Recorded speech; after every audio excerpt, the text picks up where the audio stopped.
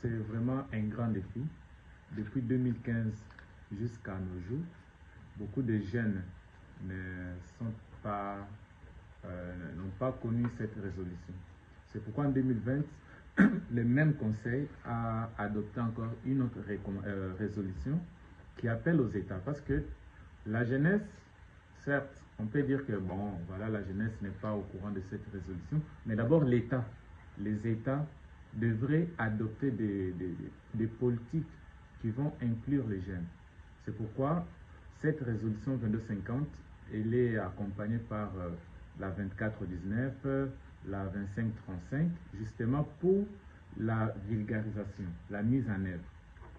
Et de notre côté, nous avions beaucoup travaillé. Nous, on se focalise d'abord à la vulgarisation.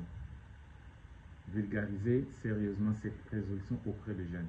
Et on essaie quand même de l'adapter selon les contextes de chaque classe sociale. Ouais, parce qu'il y en a 5 piliers: participation, protection, prévention, partenariat et désengagement, intégration. Les 5 piliers ne s'appliquent pas de la même manière dans toutes les zones, dans toutes les provinces.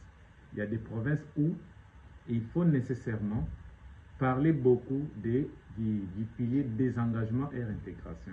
Quand on part au nord du Cameroun, là où il y a des conflits, quand on part à l'est du pays, on part nord-est de Mozambique, là où il y a les terroristes, si on part au Mali et consorts, il faut beaucoup parler du désengagement. Il faut que les jeunes se désengagent, les ex-combattants.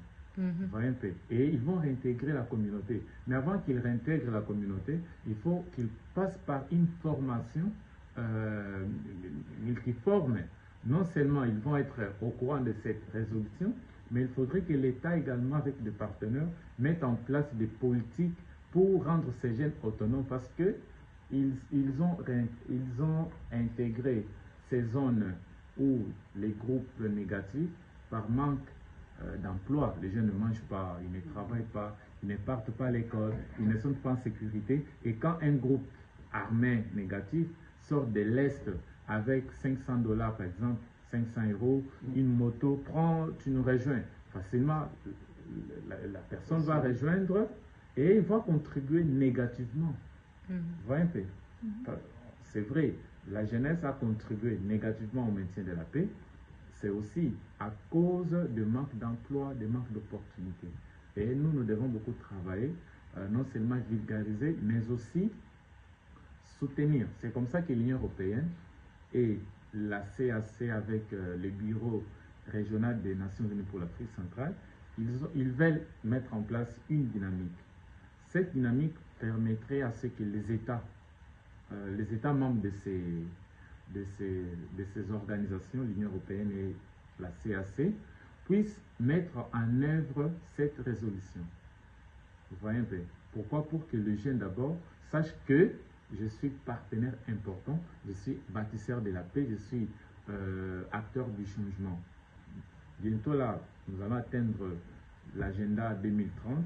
Est-ce que tous les États du monde vont atteindre cet agenda? Non. Pour la RDC, j'ai été parmi les experts qui ont été consultés par les gouvernements en 2024, à l'époque de Guilain Nyembo.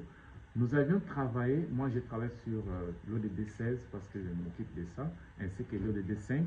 Nous avons constaté qu'il y a beaucoup de défis et on a fait quand même une analyse. On a compris que même les autres États ne vont pas atteindre. On risque d'ajouter encore d'autres années pour dire voilà, on ne saura pas atteindre tous les ODD, on accorde encore 5 ans. Donc c'est vraiment un grand défi et tout tourne autour de la paix. Quand il n'y a pas la paix, il n'y a pas un développement. Et quand il n'y a pas l'inclusion de la jeunesse et de la femme, il n'y a pas aussi le développement. D'où il faut inclure aussi le jeune et les femmes dans tous les processus pour le développement. Donc c'est un peu ça. Je pense que nous allons rester toujours avec vous. Et